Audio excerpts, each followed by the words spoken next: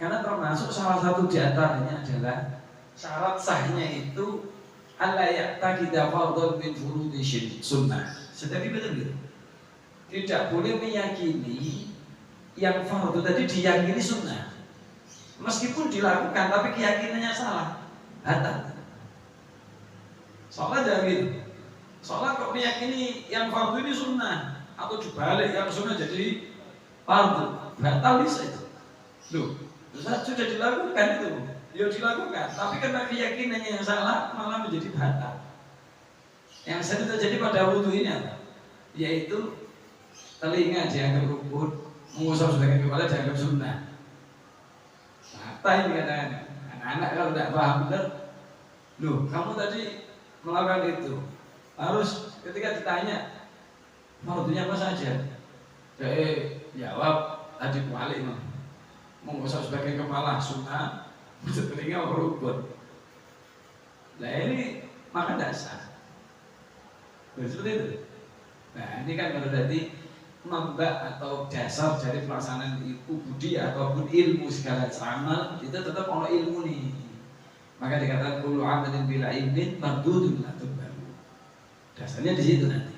Jadi dasar kita beramal kudu yakin, ilmu itu kudu sampai yakin. Maka setiap ibadah, mengapa kok fardu yang pertama adalah an-niyat? Karena membahasnya di situ. Setiap ibadah itu mesti rukun pertama itu mesti niat. Meskipun istilahnya mungkin kalau sholat takbiratul ihram, ya kan? Nah, berarti itu niat itu, ya niat. Dan niat itu dasarnya apa? Niat itu sebagai patokan dasar, patokan keilmuannya, patokan keyakinan. Kalau ternyata misalkan nggak berpatokan keyakinan, kok ngamal begini, kalau aku ya dasar. Ibadah kok nggak sah. Makanya patokan keyakinan ini dibahasakan dengan an-niyah. Kan dalam menjalani segala sesuatu, tingkatan ilmu manusia itu ada 5 tahap, 5 standar ya. Kalau Imam Ghazali ini membagi ilmu manusia itu ada 5. Karena yang nanti dari 5 ini bisa menjadi hukum atau tidak, ada kemanfaatan lebih atau tidak, 5 ini. Yang pertama ilmu hawasi. Ilmu hawasi itu berarti ilmu indrawi. Dasar mendapatkan ilmu yang pertama. Oposisi didelok, oposisi dikerungu. Kan? Itu berarti dasar. Tapi apakah sudah menjadi rentetan ibadah? Belum. Karena ilmu ini pokoknya ya ora menurut. Nah, tingkatan-tingkatan ilmu hawasi ini indrawi ya, bahasanya indrawi. Ya apa sih kan hawasil kan khamsu ya, ada 5 dasar ilmu pengetahuan secara indrawi. Mata untuk melihat, telinga mendengar, terus hidung mencium, lidah merasa, kulit meraba. Itu ilmu dasar manusia. Di Gusti Allah mestinya ini memberikan semuanya. Ya kalau kita hanya dasar itu tok, ya kan apa bedanya dengan hewan liar? Iya, bahkan kalau miliknya hewan itu ya lebih peka, lebih tajam. Bahkan bisa menunjukkan namanya insting, ya kan? Animal insting itu kan insting hewan atau kepekaan hewan dalam apa ya? Dalam mencari sesuatu tadi itu, wah, lebih tajam. Insting hewan lebih tajam, lebih peka. Itu. Nah ini yang apakah manusia sampai pada batas itu? Mungkin bisa. Di tingkat kamu sampai instingnya tajam bisa. Cuma tetap tidak bisa menjadi patokan ibadah kalau hanya mengadakan itu saja. Nah, ini biasanya orang Cina atau orang itu melatih itu benar, orang Saudi itu. Oh, melatih indra itunya benar-benar bisa dioptimalkan. Gimana? Kalau indra ketujuh nanti ada ilmu ruhiyah, ilmu batiniyah. Itu beda lagi katanya. Karena kajiannya tingkatan harus ngajeni ruh. Oh, gimana? Indra ke-6 sama indra ke-7 itu bahasanya kalau ada 2 itu. Ini gak sembarangan ini. Nah itu sudah ke situ memang ada. Oh no. Tapi nanti pada karakter kita bahasanya pada nafsu ya, pengoptimalan nafsu. Maka sampai ada nafsu kamilah, nafsu roh kan umumnya manusia kan membagi nafsu kan empat ya. Pertama amarah, lawamah, kemudian mulhimah, mutmainnah. Nah, sing sampai nama maksud tadi itu munggah ke radiyah, kemudian mardiyah. Ya. Radiyah 5, mardiyah 6, sing paling dhuwur kamilah. Ibu buat itu bisa. Wis tak nutut kasalane. Awak dhewe kan nutut. Tapi ala kuliah sesuatu bisa jadi. Nah, dia orang mobil dan amat dia itu mobil. Kopi. Kopi sih.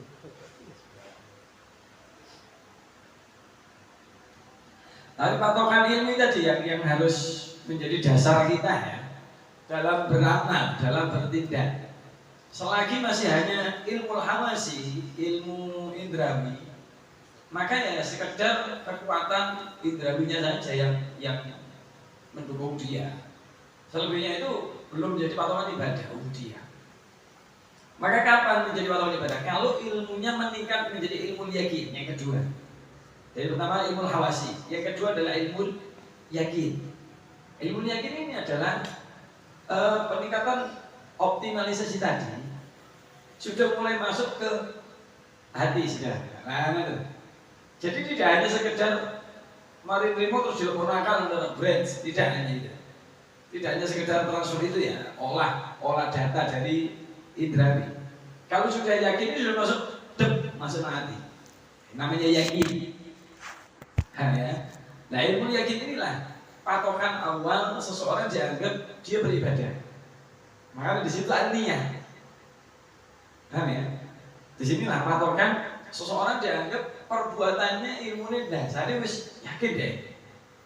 Misalnya buka poso gak yakin, itu tidak ada di ibadah, meskipun niat tapi wis buka paling, meskipun tepat tapi kamu dasar iki wis wayahe mangan apa guru gak yakin kok, itu gak boleh. Wis dhuwur apa tuh ngono. Harus bayang wis. Wong harus bayang bisa enggak? Tidak diterima. Kan harus yakin. Ya kan? Niat iku mau sing tak salat iki mau salat apa ya? Lha harus bayang ragu-ragu. Batal ya. Nggak boleh. Ketika Allah usolli ya wis yakin apa sing sampeyan lakoni. Ya itu tingkatannya bukan hanya ilmu yang diwaca wingi, udah ini tidak hanya sekedar apa sih bisa dilafalkan, bukan. Tapi tingkatan hatinya ngerentek no amal apa sih dilakoni, nah itu. Makanya di sini butuh ilmu yakin, ya kan? Dan niat itu barometer amal seseorang dikatakan sah atau tidak sah, dikatakan sudah masuk kategori ibadah atau tidak. Kalau sudah yakin. Ini sedurung yakin, masih tak pintar betul tapi dia gak yakin, tidak bisa. Dalam suatu amal tidak bisa. Nah ini loh, ini yang hati-hati ya. Kita dalam patokan keyakinannya bagaimana? Satu, sesuatu kan memang ya. Pertama, tadi dikatakan, ini yakin sih nomor dulu ya. Nanti ada tingkatan. Yang pertama gini. Kan menungso kan dunia ibadah kabeh. Dunia ibadah. Setiap gerak-geriknya, setiap yang dia lakukan harus ada niat ibadah. Ya, sebab Allah khalaqul jinna wal insa illa butuh mau perintah ibadah kok. Moko awak dhewe nglakoni apa ayo kudu niat ibadah. Turu lah niat ibadah. Awak dhewe kudu kayak gini ngopi kayak gini. Kudu niat ibadah, tapi batasannya apa? Kayak gitu ya. Patokannya dianggap ibadah apa? Satu sholahun niat. Nah, nek niatan iku mau sing dasare dhek nglakoni iku api. Kalau dasarane ya manatan beda. Ya gak pas. Di sini kok nek luwe jurumane kok ya apa dasare apakah rojaknya hoknya nanti. Tapi minimal harus baik dulu. Sudut pandang baik. Nah, maka di sini yakinnya dikatakan sholahun niat. Ya, itu setan niat apik. Itu dimensinya juga mulai sebelum beramal ketika beramal sampai setelah amal. Sholahun niat itu. Jadi bayangannya niatnya kita itu ojo kok sak durunge tok, waktu tengah-tengah berubah. Marah ini. Oh, orang Gusti Allah, tapi kalau tepuk tangan nih, wah, dia berubah. Ini rusak ini. Iya kan? Di awal aja sudah bisa rusak. Kenapa? Karena sudah orientasi manusia, orientasi makhluk. Ya sudah gitu itu sudah setakat tahu kan? Orientasi makhluk. Yang dituju bukan Allah. Nah itu berarti sudah kena pertama. Biasanya penyakit namanya riya. Ya kan? Kalau tengah-tengah di asnil amal itu biasanya kena sombong, kena kena sombong, misalnya wah dipuji wong. Jadi bisa berubah. Yang terakhir ba'dal amal, dimensinya setelah beramal bisa rusak juga. Jadi dengan ujub bagian amal, dikira amal wis mari terus meskipun wis mari selesai lah, kalau orang tadi bangun masjid, utawa wis selesai ini ya, wis sampean wis tuwa, para ansor ternyata wis berkembang. Jadi sampai tuh ngomong ini, hari-hari ini karena aku nggak iso, entek ganjaran ini. Ini kan angel ya. Jadi ternyata amal kita itu tidak kok mari niat wis mari wis mesti diterima, belum tentu. Saringannya sih akeh. Gitu. Makanya kita kadang-kadang perlu jogo niat kan di situ. Ternyata untuk niat ini tidak hanya di awal, memang secara syar'i yang namanya niat itu qasdul fi'li muqtarinan bi fi'li, qasdul syai' muqtarinun bi fi'li. Menyengaja sesuatu berbarengan dengan awal perbuatannya. Berbarengan. Nanti mulai sholat ya, mulai takbir ya sampai salam ya ujungnya sholat. Oh coba tengah-tengah sholat, pedot wis, itu sholat batal wis. Bisa. Harus sampai salam pun ujungnya sholat. Enak, dipedot yo marah. Nah itu niat ya. Belum lagi keyakinan kita pun akan dipertanyakan. Yakin yang harus boleh kita lakukan adalah yakin fihi manfaat. Keyakinan ini pada yakinnya kita, ilmu yakin tadi ya. Yakin kalau dilakukan itu ada manfaatnya. Tidak ada manfaatnya tidak boleh. Kenapa? Kata Rasulullah, min husni islamil mar'i ma la tarku ma la yakni. Api wong Islam itu nek ninggalo perkara sing gak ono manfaate. Berarti keyakinan kita nek aja ono manfaate dilakoni. Nek gak apa dilakoni. Sing nomor tadi kan niat ibadah mesti ya, niat ibadah. Sing kedua tadi nek yakin ono manfaat. Nomor 3 yakin gak ono bahaya. Nek ono bahaya bisa menjadi gagal. Meskipun hukumnya wajib, tapi ono bahaya. Dari dilakoni. Poso hukumnya wajib enggak? Wajib, tapi nek ono penyakit sing bahaya, misalnya mah kalau dokter gak oleh ngomong iki Pak, sampai dalem poso, sebab petengi sampai iki gak kuat. Wajib gak poso? Malah gak wajib poso.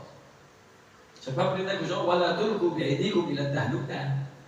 Jangan kau jatuhkan dirimu dalam bahaya. Curang. Terus kok ngono iku gak ada di ukuran umum, izin ya. Tapi awal tetap kan poso, wajib. Tapi karena ada madharat di situ. Ini kan harus yakin. Apalagi ketika tabrakan itu kita sendiri melakukannya atau merasakannya. Iya ya, apa dewi sudah itu gugur ya, itu wajib gugur ya, atau sudah gugur atau tidak. Mengukur itu begitu. Nah ini nanti kanca-kanca Ansar kan pertimbangannya pada pergerakan. Ansar kan kudu pergerakan. Maka pergerakan yang kita lakukan itu kudu yakin antara imbangan positif manfaatnya dengan madharatnya.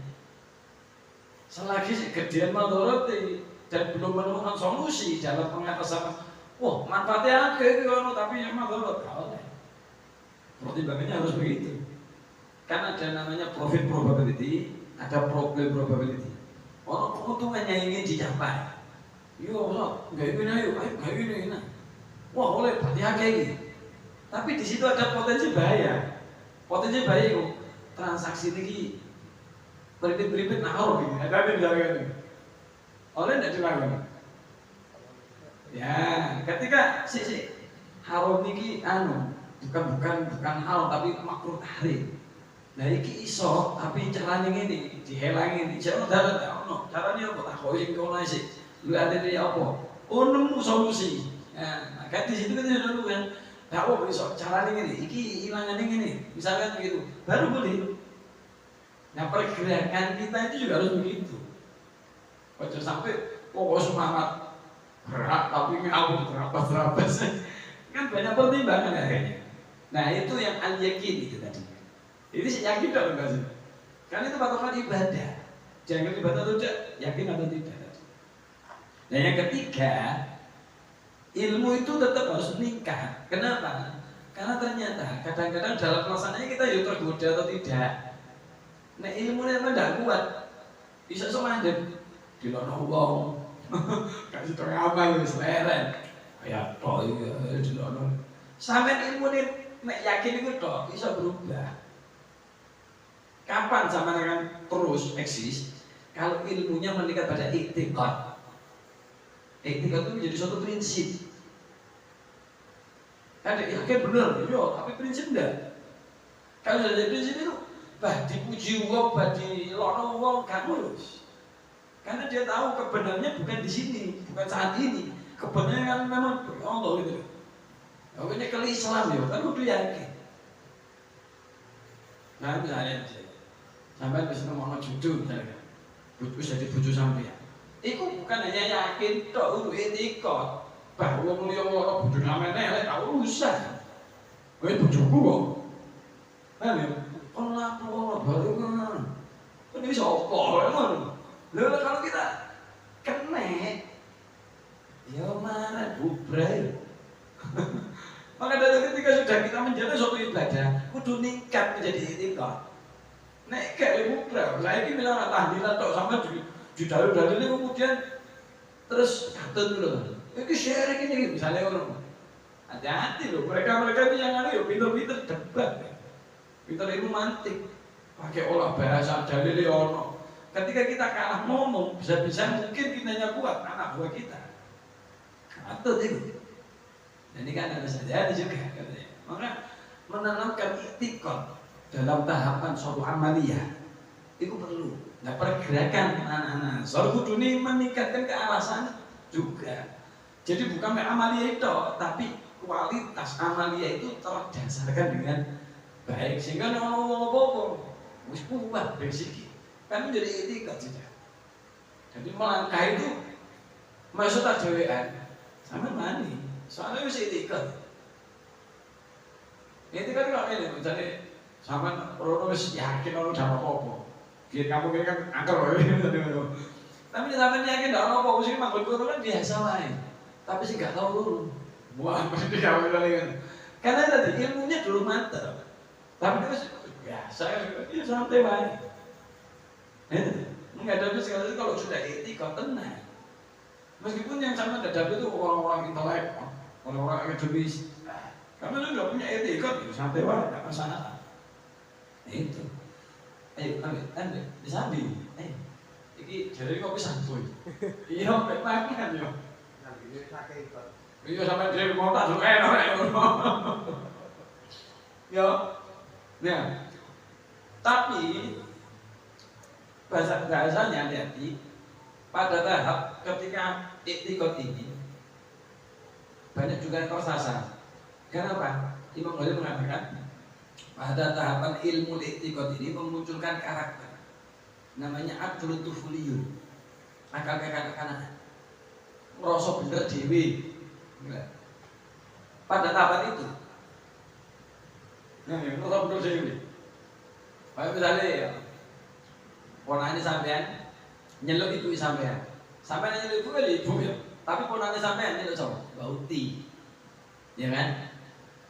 Ada cilik sih kok ngomong iki bauti, masuk sampean ladeni, enggak iki ibu masuk, kan tidak bisa. Iya itu bauti, lah mau ibu cuma manut, sing pinter kan ngalah. Yang terjadi saat ini lagi tuh, merosok kelompoknya paling bener dewi, iya, terus tolong naik. Karena kena aklotofolio dia ketika didoktrin. Ya, ada kadang-kadang kan mulai doktrin gitu ya. Doktrin itu nggak gitu, ngerosok bener diri. Ya ini kalau dibuat muamalah, kalau ngerosok bener diri itu gawe awake sampeyan, gak apa-apa. Ngamal pada kudu kok ngono. Gak oleh kok orang paling bener balik, gak ragu. Misalnya kita memegang madhab Syafi'i, kudu ngerosok madhab Imam Syafi'i paling bener. Tapi nek untuk diajarno wong liya, disampaikan wong liya, ana madhab liyane. Permasalahannya di situ. Nah, orang-orang yang kadang-kadang sing pengko itu ya, ngosok bener diri karena dia tidak paham. Ilmu untuk komunikasi, kalau sudah interaksi sosial harus meningkat. Nomor 4 yaitu makrifat. Nah, makrifat itu apa? Ngerteni. Nek kabeh wong padha. Di sini pentingnya dalam pergerakan kita itu ilmu kita harus meningkat pada makrifat. Ngerteni nih, kabeh wong kapasitas penangkapannya sama. Misalkan kita ya, konco-konco wis anu, ya gak iso sampean peksano. Wis pokoke tetep jalan ngono. Kita tetap kan semuanya mungkin punya wadifah sendiri, punya job sendiri. Cuma kita punya prinsip. Ini untuk membela diri tetap. Jangan kemudian kok, aduh, waktu akhir lah, dah iki kita tak apa-apa. Karena itu butuh kita ngerti wong liya itu supaya kita tidak terlalu berambisi ketika pada titik nadir koyo-koyoane gagal. Padahal nanti gagal. Permasalahannya gagal yo terlalu berambisi tadi, mestek. Merosok bener terus kudu ngene lha kudu itu awan dhewe nyanyi pengira. Ini menjadikan kita nanti mutu. Karena tidak sesuai kenyataan, tidak memahami orang lain punya sudut pandang berbeda, punya kepentingan yang berbeda. Kudu dipadakno dhewe ya repot. Ini maka tingkatan keempat ini supaya kita lebih bijaksana. Cari langkah, gak iso ini, oh iya wis kono ya, iya ngono, coba cari. Itu lebih sikap kita lebih bijaksana. Menghadapi wong, oh sudut pandangnya berbeda ini pun. Karena kita lebih arif, makanya arif ya. Dalam pergaulan lebih arif. Dengan istri aja ya, dengan perempuan atau itu wa'asyuruna bil ma'ruf. Pergaulilah istri-istrimu dengan ma'ruf, bukan bil ilmi. Iya kan? Mengapa kalimatnya wa'asyuruna bil ma'ruf? Karena yang dipentingkan dalam muamalah itu pengertian, bukan kealimannya. Kalau dalam beramal untuk diri pribadi, kealiman kita yang menentukan. Tapi nek wis muamalah, meskipun ilmu dutul langit ta, ya jadi iso dipaksa. Wong masyarakatnya gak mampu. Ya kan kudu lihat itu ya. Maka nanti dalam pergerakan kita pun apapun yang kita lakukan, ojo maksa. Sebab hak maksa itu pengira. Ya sampai nyanyi pengira. Nah ini kan kadang-kadang kalau tidak santuy, yo kalau ya Pak Dewi, jangan. Nah ini makanya kemarin, yo karena sih dia, oh iya bener bagus. Itu karena dasar itu. Ngaji kita meskipun ilmu kita akan meningkat, jangan sampai kita merasa paling bener diri, kudu koyo ngene dhewe ya iso. Ya itu patokan makanya niat itu ke sana. Tapi nanti yang kelima, ilmu kelima ini adalah bagaimana menta'allukan semua apa yang kita ketahui itu untuk kepada Allah. Maka al-iman, tingkatan terakhir dari tingkatan ilmu adalah al-iman. Jadi bagaimana semuanya terkonektivitas kepada Allah SWT. Jadi awakmu udah apa? Kabeh ngamal apa? Ayo kabeh karo Gusti Allah. Lho ngono kan gitu. Kalau semuanya standarnya Allah, standarisasinya sama. Kalau ukuran oleh bati, itu standarnya gak akeh bati tidak, tapi sing kira-kira disenengi paling Gusti Allah. Ngono. Awan dhewe musahno, awan dhewe punya langkah-langkah profit dari beberapa kegiatan yang bisa kita lakukan. Tapi kira-kira sing ojo sampai ngarak memurkane Gusti Allah. Nah, iki kan berarti kalau lima sing nyenter. Nek kira kuat-kuatan sing kepolo iki kudu ngono kene. Wah, macam-macam. Likul lirok sirok yuk. Setiap kepala mesti punya pendapat beda. Nah, ini dah orang sing keimanan ini yang tadi menyadarkan. Ya udah, melaku dewi-dewi. Ya kan butuh sing nyenterno ya. Padahal semuanya punya himmatul aliyah. Semuanya punya angan-angan kebaikan, punya areng-arengan akal untuk berikhtiar kan. Yo aku begitu orang ini kepengen ini. Tapi aku nek gak dibatasi pada tahap keimanan kepada Allah. Ya itu mau. Sendiri gak perlu lagi, gak perlu lagi. Boleh gak ketemu. Lo nek nak Gusti Allah kan enak. Itu semuanya akan menyadarkan pada al-iman. Maka semuanya akan baik-baik saja. Itu biar. Maka niat kemarin pada bab fudu itu wudu. Itu juga menjadi patokan dasar ibadahnya kita diterima kayak di wudu itu. Di situ ya. Jadi niat kemarin kajian itu merupakan patokan dasar mengapa segala sesuatu, segala bentuk ibadah innamal a'malu binniyat. Karena harus patokannya ada ilmu dasar ini yang kuat. Ya cukup ini tentang kitab Sabina. Ini ngaji sambil cukup.